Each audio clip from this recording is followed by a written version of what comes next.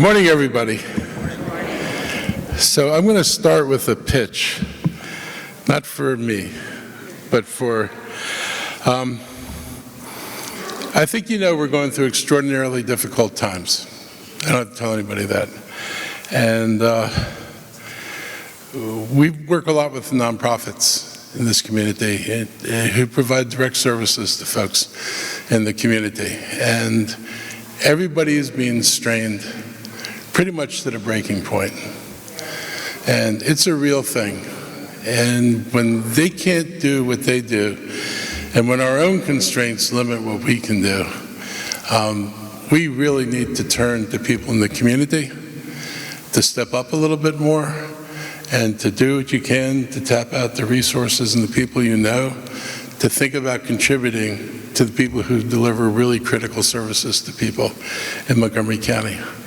I try to tell people about acts of depravity that are coming out of DC, just so you understand the magnitude of what we're dealing with. So one thing I'll tell you is, there's a federal proposal that will cut funding for permanent supported housing.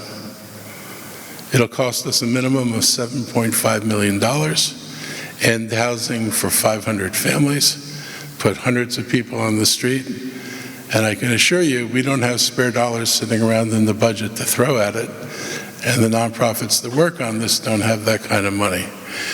One of the things that's made Montgomery County work despite higher levels of poverty is our ability to provide services to people and support people so that those social programs don't spill over into our communities. If we can't do that, then the mix we have, or the atmosphere we have in this county, is vulnerable.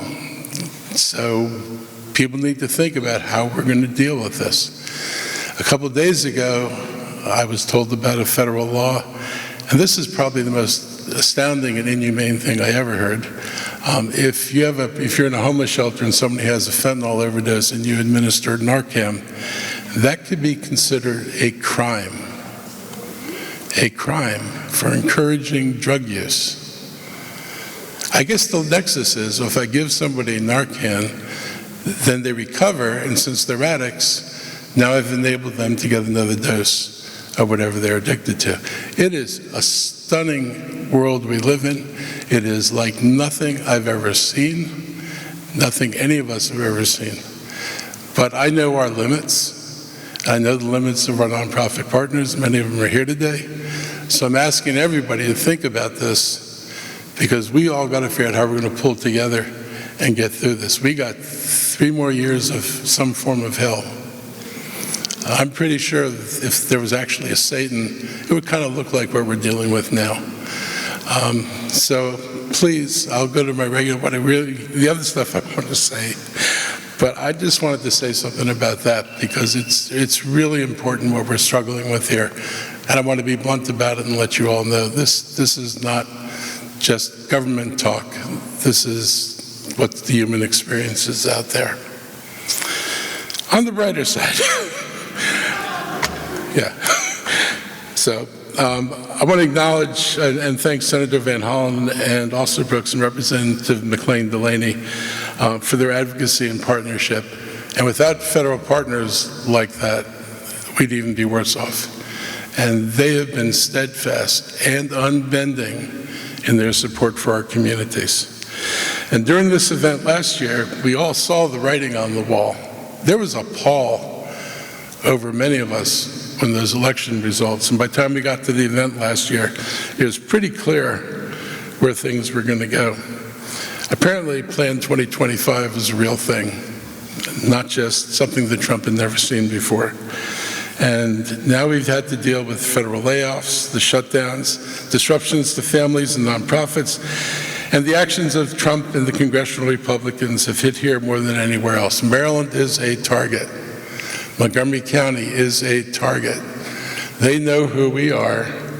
We're not ashamed of who we are, and we're not going to not be who we are. But sometimes being who you are, you pay a price for it. And we're going to pay a price for it. And that's something we worry about. But the other truth is, despite everything, Montgomery County continues to move forward. We've had a lot of good news this year internally. This year we landed major economic wins in the private sector, companies choosing to build in Montgomery County, not somewhere else. AstraZeneca, AeroVironment, X-Energy, Viatris, all made real commitments here to Montgomery County.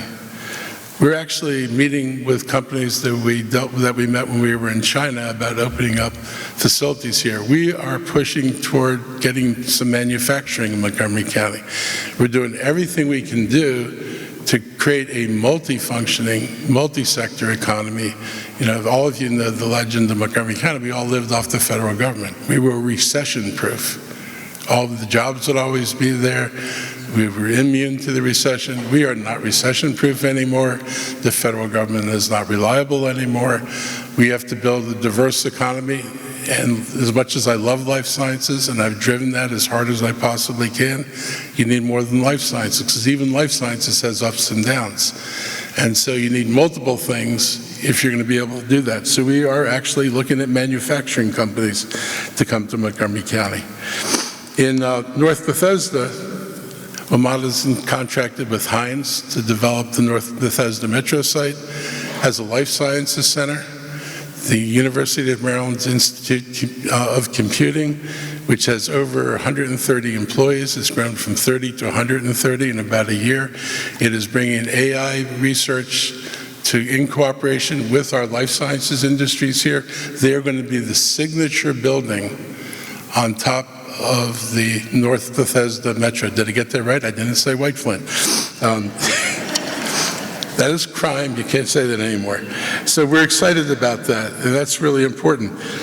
On the east side of the county, where there was no economic development going on when I came into office, every single project that was stalled is starting or has been completed. And the biggest one of all is Viva White Oak, which was totally dead in the water. If the council passes the TIF, which I'm sure they will, we will see the development of 280 acres with businesses and with housing and the things the East County means. And between that and Montgomery College opening up a campus on the East County, which is a big deal, you can applaud for that, those of you who know that. This is going to revitalize the East County in a way that has not been revitalized before. So those are things that we've been able to do, and it's important. We kept our AAA bond rating. We have passed key climate regulations. You know, things we proposed went through the council. We continue to be leaders in fighting climate change. We've continued to work on the bus rapid transit system, but I'll be blunt, this is one of these places where the county is most stuck. Today we are bonding at $280 million a year. The schools consume an enormous part of that. We were bonding at $300 million a year 16 years ago. So if anybody thinks that you can build what you built 16 years ago with the same amount of money today, just talk to anybody who does road construction, school construction, or anything else. Nothing is the same. And we're a bigger county, and we have more things we need to do. We have got to come to terms with our inability or unwillingness to fund infrastructure and build the kind of infrastructure that the other side of the river has built in spades compared to what we've done here, which in polite terms I would call diddly squat. If you want to be competitive, look at what your neighbors do. If you were looking at their taillights, figure out how they energized their vehicle and got their vehicle ahead of you. There is a path that we need to go on. It's not the path we're on now. And we've got to have the courage to make some changes in how we do things. But if we do that, there is no reason. If you think of all the assets that Montgomery County has, we ought to be number one in the region. There is a path to be number one in the region, but it is not quite the path around. We've done a lot of things right. We need to fix a couple of other things, and how we finance infrastructure is probably one of the most important things we need to do. Next year is Montgomery County's 250th anniversary, and if anybody's seen my CAO, when he dresses, I noticed today he's not dressed this way, but sometimes he's now wearing Richard Montgomery's uniform.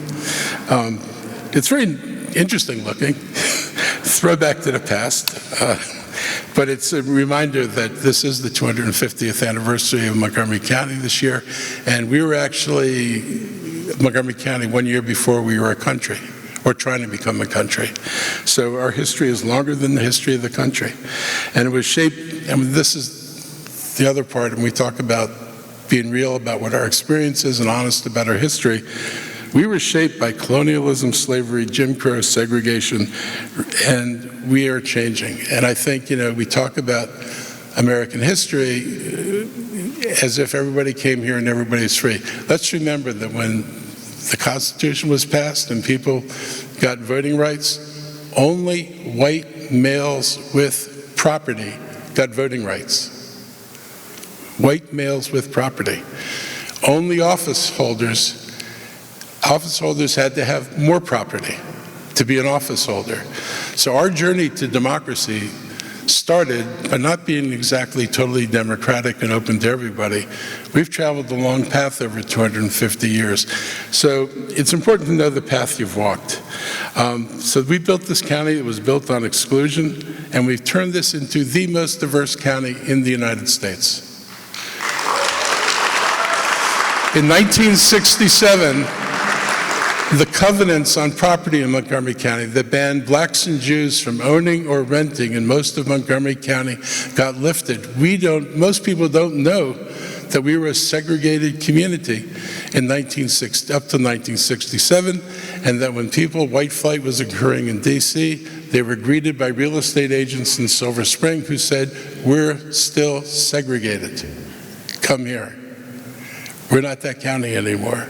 We're a much better county, a much more diverse county, and a much more inclusionary county. So all this doesn't happen by accident. It happens because people made deliberate decisions. So as we head into 26, we should be clear-eyed about the challenges ahead, but we should also be clear-eyed about who we are. We got a lot to be proud of. I would rather live here than any place else I've ever been in this country, and I've been to most places. This is the best place, I think, for people to live and thrive and grow. We know how to solve problems. We've got to do that. So thank you for your partnership, thank you for your advocacy, and thank you for everything you do to make Montgomery County stronger. And I look forward to continuing to work with you. Thank you.